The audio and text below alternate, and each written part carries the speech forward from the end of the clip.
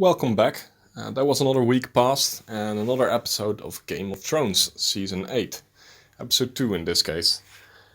Again, I usually don't do reviews, but for some reason the previous review became the most viewed and most popular video on my channel, which is not saying much, but still, thought I might as well do this one as well, considering I watch the show anyway, and I always have an opinion on anything. So I guess I'm well suited for YouTube when it comes to that. This will be a review with spoilers in it. I'm not going to go very in depth, but if you don't want to hear any spoilers, then you should click away right now. So that's your warning. 3, 2, 1, and go. Positives. I think it's important to also mention a few positives. Don't want to be a negative Nancy. And one overlapping problem that I had with this episode. And let's start off with the negatives, so we can end on a high note. That main problem I was talking about is that this entire episode was basically focused around character interactions. Now, inherently, that doesn't have to be a bad thing. My favorite movie director, or at least one of my favorites, is Quentin Tarantino. And his movies are awesome for a large portion because of the character interactions and the dialogue. The problem here, however, is that the characters in Game of Thrones, at least in their current state, they've become rather flat. Most of them haven't become all the way to become one-dimensional, but it's at least two-dimensional. It's not three-dimensional anymore. In earlier episodes, in earlier seasons, that wouldn't have been a problem. In earlier seasons, a character-driven episode would have been awesome.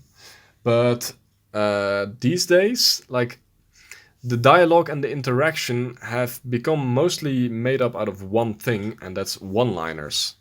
It's a very long string of witty, rude, smart, funny one-liners. And one-liners can be awesome if they are a little rare and far in between. In earlier seasons, when a cool one-liner was thrown out, the entire internet would quote it for weeks because it was so unexpected and was awesome. But an entire episode filled with it? No thanks. And while we are on the negatives, might as well go to the nitpick list. I have some confusion and some problems with the way Dragonglass is being handled right now. First off, it seems a bit easy that suddenly they have an unlimited supply of it. I mean, I know they get it from Dragonstone, but did they have so much time that they mined the entire island away? Besides that, Dragonglass is very clearly based on obsidian, which is real-life volcanic glass. I have some of it in my room right here.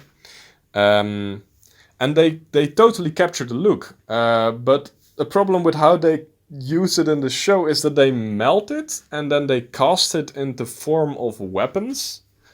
Because obsidian is usually chipped, hitting it with rocks until sharp edges are formed. And in fact, the weapons in the show look like they've been chipped, except we also see them being cast. So I don't know, did they like the chipped look and did they just make cast forms in that form or what? I don't know. It's a little confusing. What's also confusing, but this might just be me, maybe I didn't pay proper attention. I thought Dragonglass was super effective against White Walkers, but I don't think we've ever seen a scene where they attack the actual zombies, the whites, with it. As far as I know, they are just as effective as normal steel against those. And if that is indeed the case, then why the hell are we arming every single man, woman, and child with these Dragonglass daggers when there are only a handful of White Walkers? So that's another bit of confusion. That might just be confusion on my end, but I am arrogant enough to say then they should have cleared it up a little bit better, maybe. I also thought it kind of funny how they stick it on every fucking surface area of the entire castle.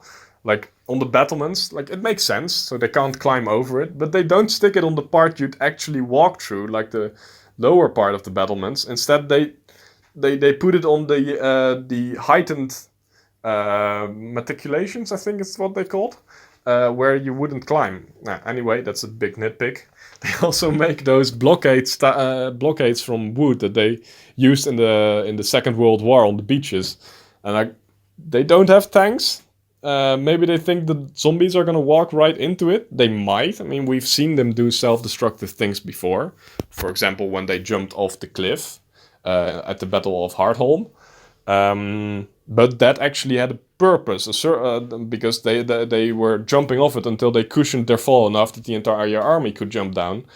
But we have also seen them being smart enough, or at least well enough directed, to not needlessly jump into a frozen lake when they were trying to get to Jon in the last season. So, like, if I were the White Walkers, I wouldn't let them run straight into those battlements.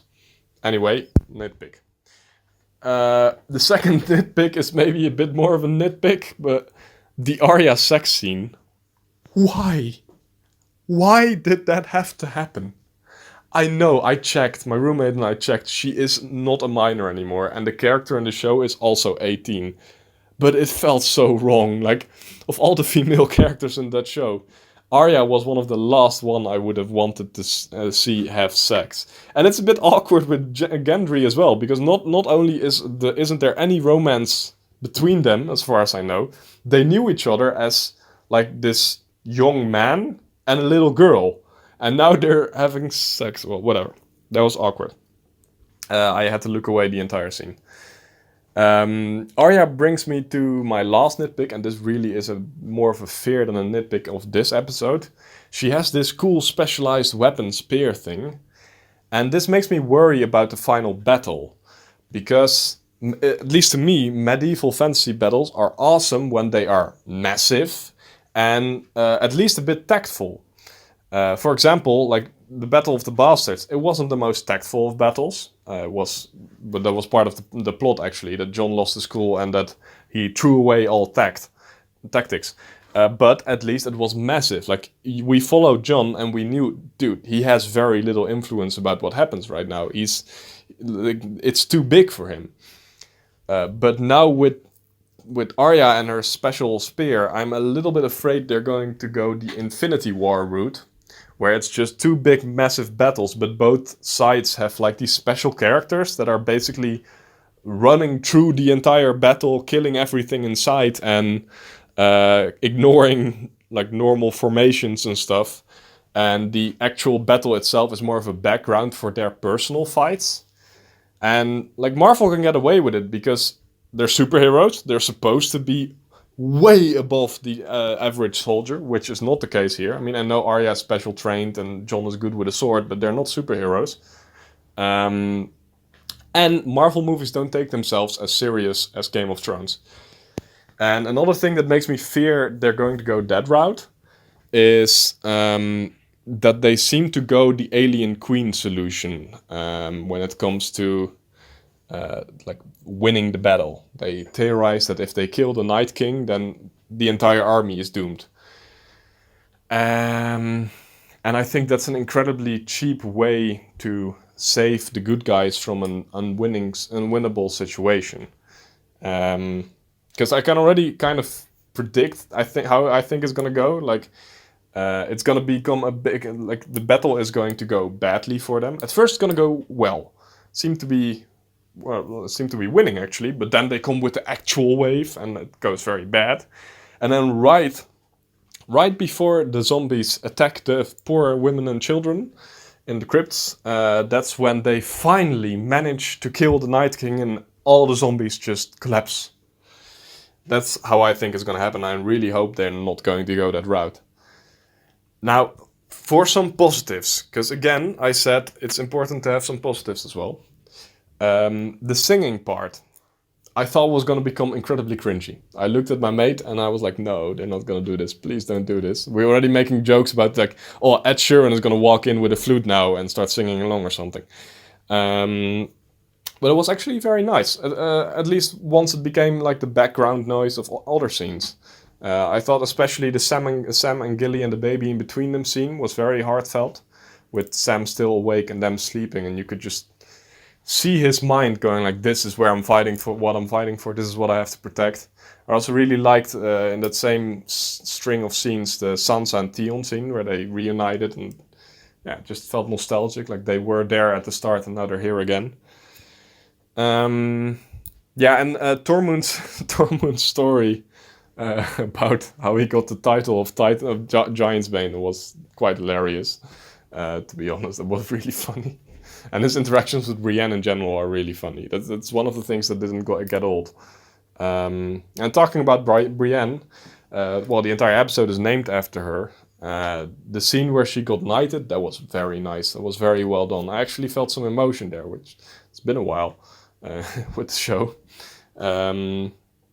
So yeah, it was. Yeah, I'm just gonna be honest here. I want to like it. It's one of my favorite shows, and I hear myself repeatedly being negative, but I didn't really like this episode.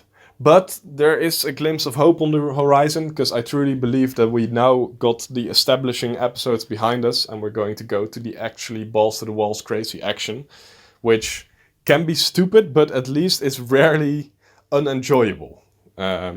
So I think the next episode is going to be pretty awesome. So see you guys then, and I hope you actually liked the episode, actually.